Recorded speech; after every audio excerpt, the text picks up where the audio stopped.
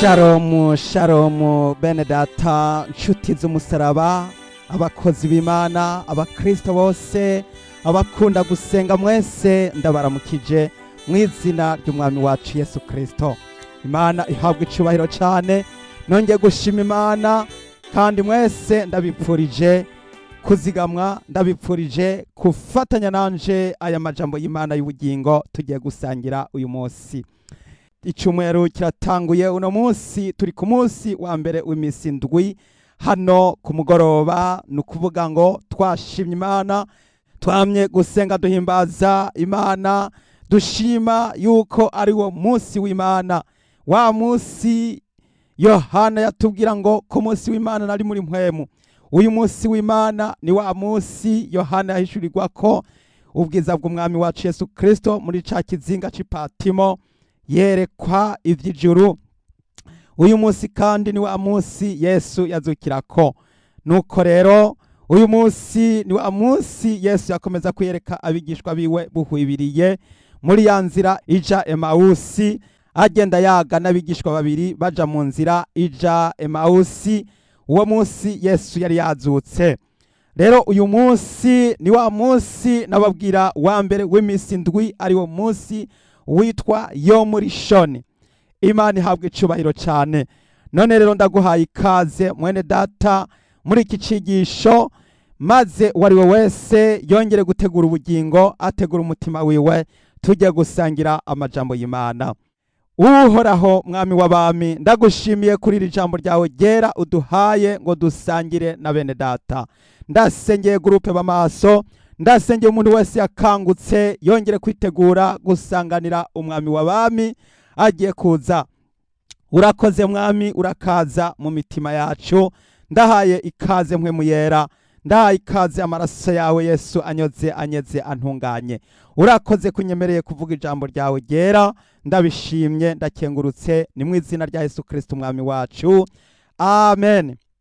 Bene data nshuti z'umusaraba, ndabahaye ikaze muri iri jambo ry'Imana ubugira kandi. Tugiye gusangira amajambo y'Imana aboneka mu butumwa bwiza bwa Yohana igihimba ca 20, maze dusome ku murongo wa mbere. Umutwe w'amajambo uratubwira ngo ivyo kuzuka kwa Yesu. Ku wa mbere w'imisi ndwi mu gahuru hatarabona, Mariya Magadalene aja kumva, abona ikibuye gikuwe kumva. Agenda ariruka ashikira Simoni Petero na wa mwigishwa wundi Yesu yakunda. Arababwira ati, bakuye umwami Yesu mumva kandi ntituzi aho bamushize. Nuko Petero arasohoka na wa mwigishwa wundi baja kumva. Bompi birukira icarimwe, kandi wa mwigishwa wundi asiga Petero amutanga kumva. Yunamye arungurutseyo abona za mpuzu zera derere zirambitseho, ariko ntiyinjira. Maze Simoni Petero arashika amukurikiye, yinjira mumva abona za mpuzu zirambitseho, n'igitambara cari mu mutwe wiwe kirambitse hamwe na za mpuzu, ariko kizinze kirahaco ukwaco nyene. Niho hinjiye wa mwigishwa wundi, nawe umwe yabanje gushika kumva.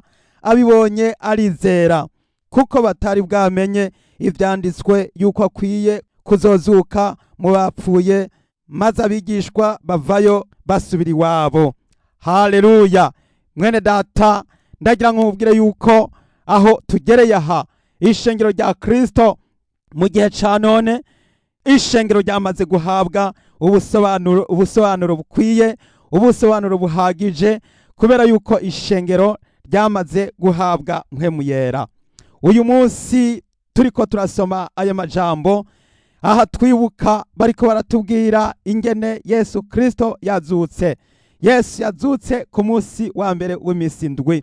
Nagira ngo nganire n'umukristo wese ahari hose, kugira ngo maze yibaze, yongere kubaza umutima wiwe, asuzume, arimbure, arabe, mbega uyu munsi wo kuzuka kwa Yesu wabaye kangahe? Wabaye rimwe? Egome, wabaye rimwe. None ko wabaye rimwe, hano baratubwira yuko hari ku munsi wa mbere w'imisi ndwi. None rero Bibiliya ko tuzi ko ari rimwe, mbega vyagiye guhinduka ryari kugira ngo noneho bivugwa yuko Yesu yazutse ku munsi w'indwi. Uwo munsi w'indwi n'uyuhe? Hano Bibiliya iratubwira ngo kuwa mbere w'iminsi indwi mu gahuru hatarabona, Mariya Magadalene aja kumva abona ikibuye gikuwe kumva. Mwene data, Yesu yarazutse. Ndagira ngo nkuzanire amakuru meza yuko Yesu yazutse. Yesu yadutumye kuvuga ubutumwa bwiza bw'inkuru nziza yo kubwira abantu yuko Yesu yazutse, ubutumwa butarimo ikinyoma, ubutumwa butarimo uburyarya, ubutumwa butarimo ububeshi, busigurira abantu bukababwira ko Yesu yazutse ku munsi wa mbere w'iminsi indwi. Yesu ntabwo yazutse ku munsi w'indwi, ariko yazutse ku wa mbere w'iminsi indwi. Mu Kristo ahuri mw'ishengero, iyo bariko barakubwira bakubwira ko Yesu yazutse ku munsi w'indwi, mbega nta nubwo wifata ku munwa, mbega nta nubwo witangaza. Nagira ngo nkubwire yuko abantu benshi bahisemo kugendera mu kinyoma, amadini menshi yahisemo kugendera mu kinyoma. Hariho abantu benshi bumva iyo ndiko ndavuga ibi bagaca bibaza ngo ubona umwadventiste ngo yaramaze guhinduka, ngo ntakiri umuporoti. Nagira nkubwire yuko jewe nakuriye mu poroti, kandi nakuze nkorera Imana mu ishengero rya Anglikane, kandi ayo majambo Imana imaze kuyampishurira kuva muri iriya myaka, kuva mu 2013 Imana irantuma maze kubibwirwa no kubisobanukirwa, ntangura kumenya yuko umunsi wa samedi ari wo munsi w'indwi, umunsi wa samedi yuko ari wo munsi w'isabato. Kuva muri iyo myaka 2013 kugeza mu 2014 2015 2016 2017 na 2018 kugeza muri uyu mwaka. Iyi myaka yose Imana yagiye insobanurira, imbwira yuko nkwiye gusemerera kugira ngo mbwire abantu yuko bahenzwe, yuko bazimiye, abaporoti barazimiye. Mwene data, ndagira nkubwire yuko uruhuni nirwamara kukuva ku maso uzoca utangura kumenya neza yuko wazimiye. Uruhuni nirwamara kuva ku maso uzoca utangura kumenya yuko amadini yahenze abantu. Abantu benshi barahenze abandi. Nico gituma muri groupe b'amaso ijambo ry'Imana ritubwira ngo b'amaso ntihagire ugutwara igitsibo cawe. B'amaso abapastori ntibakuzimize, b'amaso amadini ntakuzimize, b'amaso amareta ntakuzimize, kuko niwamara gutabwa muri Gehenomu ntawe uzoza kukuburanira, ntawe uzoza kukuvuganira. Hariho abantu benshi bahisemo ikinyoma kubera ko amadini batuyemwo ari ikinyoma. Ndagira ngo mburire abaporoti biwacu, nanje ndumuporoti, nanje ndumuporoti mugenzi wanyu, nanje natowe mu bandi, ndabwirwa ngo ngende kubwira abandi, ndababwire ubutumwa bwiza. Mwene data, Yesu arahagaze kuri iri jambo rivuga riti yazutse ku munsi wa mbere w'iminsi indwi. None ko yazutse ku munsi wa mbere w'iminsi indwi, wewe mwene data uca utangura kuvuga ko yazutse ku munsi w'indwi, ni kuki uri kuranyuranya na Bibiliya? Ni kuki uri kuranyuranya n'ico Yesu yakoze? Yesu Kristo yazutse kuri urya munsi wa mbere w'iminsi indwi kugira ngo atanguze ishengero. Ishengero aritanguje ku rutare, ariko Petero yaramubwiye ngo Petero ahuri intama zanje, kandi ngo kuri iryo buye Yesu yaravuze ngo azohashinga, ngo azohashinga ishengero, kandi ngo amarembo y'ikuzimu ntazorishobora. Niko rero Yesu Kristo yazutse kuri urya munsi wa mbere w'iminsi indwi kugira ngo yongere kunagura no kuvugurura no gushinga ishengero. Mwene data, uno munsi hari abantu benshi b'abakristo bahisemwe ubuzimire, bagendera mu buzimire, bakagendera mu kubesha, ndetse abantu benshi bakagira n'amadokima y'ikinyoma. Abantu benshi bafise n'inyandiko z'ibinyoma. Abantu benshi baratirisha, abandi bakaza barabesha mu nyandiko no mu majambo. Ikintu cyose bakora bagagikoreshwa mu buryo bw'ikinyoma, kubera yuko bashingiye no ku madini y'ikinyoma. Niba buba mu idini ry'ikinyoma, none uzobuzwa n'ikikubesha na mugenzawe, haba mu bintu haba no mu bantu hose ugenda urabesha. None uzogarukira hehe mwene data? Iyi nimburije kubwira abakristo, ibabwira ati nimwikangure, nimube maso, nimuti icaha cyo kubesha, nimureke kubesha. Umunsi wa samedi n'umunsi w'isabato bishatse kuvuga ko ari ku munsi w'indwi.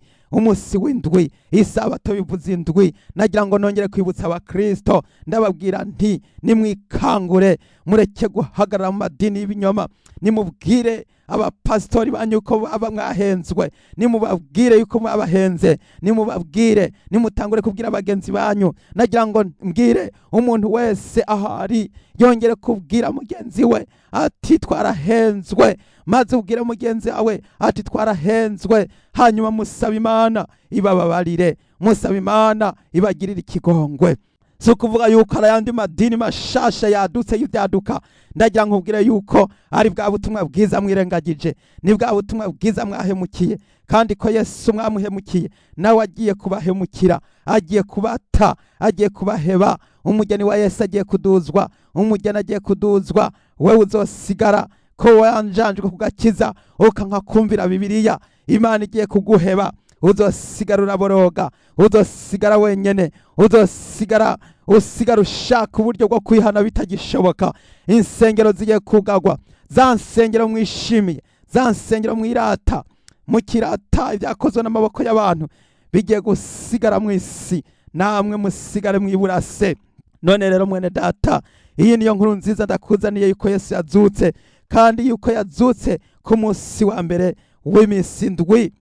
Mwene data ku murongo w'9 haratubwira ngo kuko batari bwamenye ivyanditswe yuko akwiye kuzozuka mu bapfuye. Mwene data, abigishwa ntibari bwabimenye, none nawe uracari muri abo batari bwabimenye. Erega wewe urazi kuko warahawe mpwemu yera. Iki gihe Yesu yazuka, mpwemu yera ntiyari bwatangwe, kuko Yesu yazutse ku munsi wa mbere w'iminsi indwi. Hanyuma rero maze haca baharura iminsi 50, umunsi wa Pentekote ushitse, bose niho bamara kuzuzwa mpwemu yera, baca batangura gukoreshwa amajambo y'Imana. Mwene data, benshi ntibari bwatahure, uno munsi hari abantu benshi bataratahura. None ko wibagiye ukibagira n'ibiharuro by'Imana, none ko wibagiye ukibagira mbega ko vyanditswe mu isezerano risha, none uzi ko ibi byavuye hehe? None irindi sezerano rigira gatatu uzorikura hehe? Ahandi hantu wizeye hazokuburanira, hazokuvuganira ni hehe? Ni hehe? Ndagira ngo mbabwire nti bantu mukiri mu madini y'ikinyoma, nimuyasohokemwo, nimuyasohokemwo, nimuyasohoke mu gihe kirageze cyo kuvayo, muve mu Egiputa. Imana iraguhamagaye, irahamagaye abakristo, kuko abakristo buno munsi basigaye bameze nk'akati k'inkokore, basigaye batagigira cepfo ca ruguru. Mpwemu yera agiye kwigira, mpwemu yera agiye kuvamwo, asohoke yigire. Abantu benshi bagiye gusigara biburase kubera yuko banse kumvira. None rero mwene data, hindukira, garuka. Yesu aragukunda, Yesu ni umwami wawe, Yesu ni umutabazi, Yesu aragukunda mwene data. Nagira ngo nongere kukwibutsa amajambo, wewe utari wakurikiranye izi nyigisho, kugira ngo ushishikare kuzikurikirana, kuko izi nyigisho arizo zatumye iyi groupe ishigwaho, kugira ngo abantu basohoke bave muri ayo madini, amadini y'ikinyoma, basohoke bagende. Ubu no munsi tugiye kuraba ayandi majambo. Muri kano kanya reka turabe ayandi majambo atwereka yuko Yesu yazutse ku munsi wa mbere w'iminsi indwi. Mariko 16 umurongo wa mbere. Maze isabato ishize, Mariya Magadalene na Mariya nyina wa Yakobo na Salome bagura ibimota neza ngo baje kubimusiga, kandi mu mutwenzi ku wa mbere w'iminsi indwi barazinduka bashika kumva izuba rimenya ijuru. Barabazanya bati, ninde adutembagariza ikibuye cyo ku munwa w'imva? Maze bunamuye amaso babona ca kibuye catembagajwe, cavuyeho, kandi cari kinini cane. Maze binjiye mu mva, babona umusore yicaye mu ruhande rw'iburyo, yambaye imvune yera. Barumirwa cane. Arababwira ati, ntaco mwumirwa, ndazi yuko murondera Yesu Umunyanazareti, umwe yabambwa. None yazutse ntari hano, eheraba aho bari bamushize. Ariko nimugende mubwira abigishwa biwe na Petero muti, arabitangira imbere kuja i Galilaya, iyo niho muzomubonera nk'uko yababwiye. Bava mu mva barahunga, kuko bari bafashwe n'agatengo n'akumiza, maze ntibagira ico babwira umuntu n'umwe kuko batinye. Mwene data, iyi ni inkuru nziza y'ubutumwa bwiza bw'ubwami bubabwira ko Yesu yazutse kuwa mbere w'iminsi ndwi. Yesu yaduhaye ubutumwa bwiza bwo gusemerera no kubwira abantu kugira ngo bihane bategura ubugingo.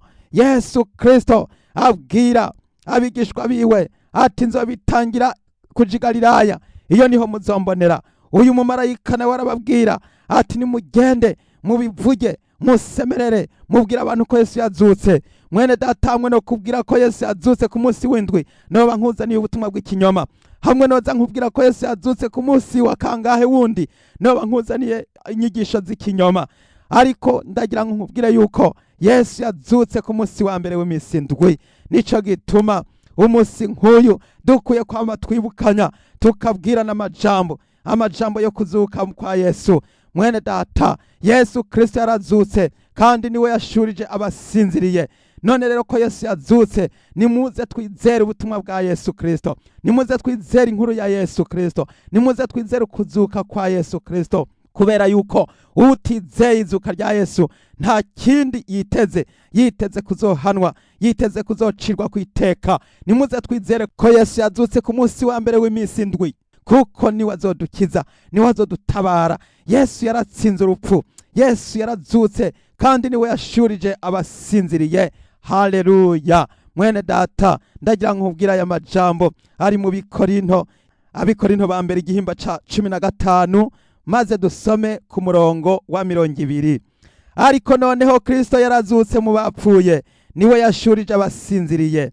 Kuko nk'uko urupfu rwazanywe n'umuntu, n'ukuzuka kw'abapfuye kwazanywe n'umuntu. Nk'uko Adamu yandukije bose gupfa, niko muri Kristo bose bazohindurwa bazima, ariko umuntu wese mu mwanya wiwe. Kristo niwe mushuzo, maze aba Kristo bazobonerwa bazuke ahazozira. Iherezo rizoca rishika ahazoshikiriza Imana ubwami, niyo data wa twese, niyamara gukuraho ubukuru bwose n'ububasha bwose n'ubushobozi bwose. Kuko guhangama azokwama ahangamye gushitsa ahazoshirira abansi biwe bose munsi y'ibirenge vyiwe. Urupfu niwe mumenja w'imperera azorandurwa, kuko handitswe ngo yamuhaye kuganza vyose ibishira munsi y'ibirenge vyiwe. Ariko kwivuga iti ahawe kuganza vyose, biraboneka yuko yamuhaye kuganza vyose itabiharurwamwo. Mwene data, ndagira ndakubwire yuko Kristo yazutse mu bapfuye kandi niwe yashurije abasinziriye. Yarazutse kugira ngo aza kurokore, yarazutse kugira ngo aza gukize. None uzokizwa gute ko wahakanye urutonde rw'izuka ryiwe?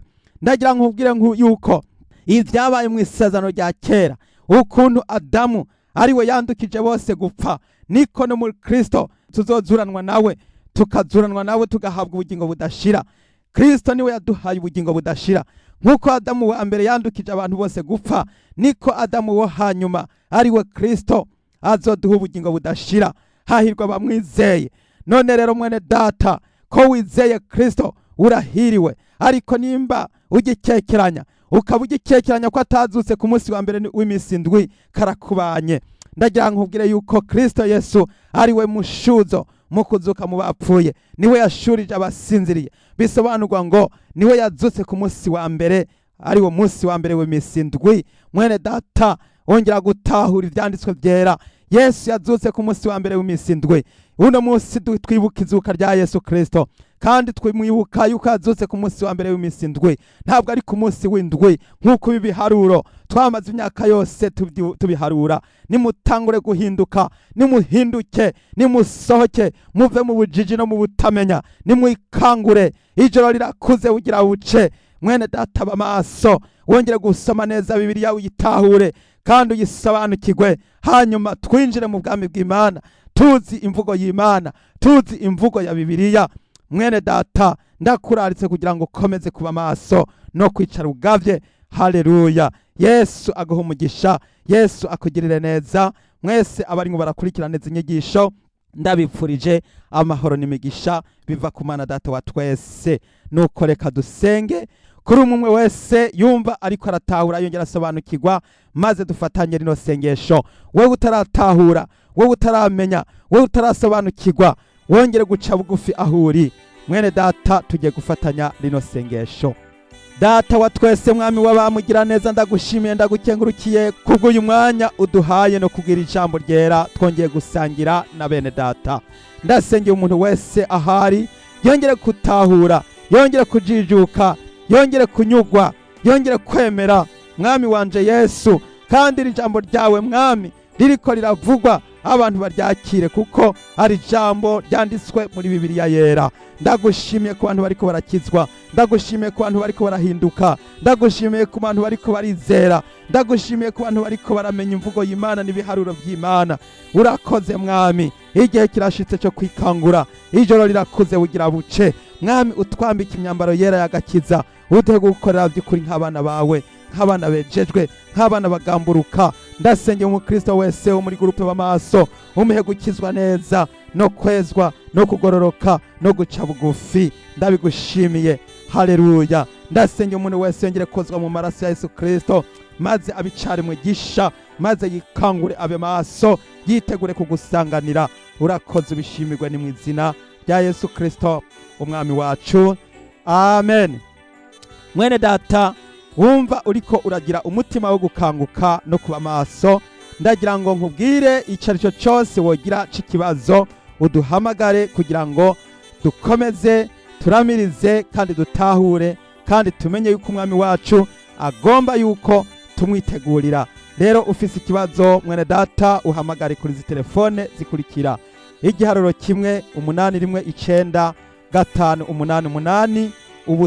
1-888-588-777. Mwese ndabipfurije amahoro y'Imana. Yesu abahezagire. Shalom shalom.